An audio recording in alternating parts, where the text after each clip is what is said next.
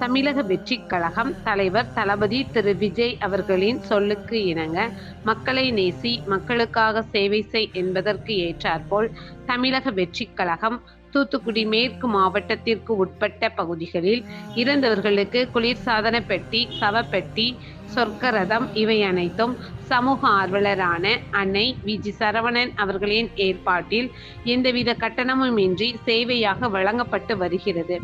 இந்நிலையில் சிவகலை பரம்பு பகுதியைச் சேர்ந்த சுடலை மாடன் அவர்களின் மகள் வளர்மதி என்கிற பஞ்சு அவர்கள் 27/1/2026 அன்று உடல்நலக்குறைவு காரணமாக காலமானார்.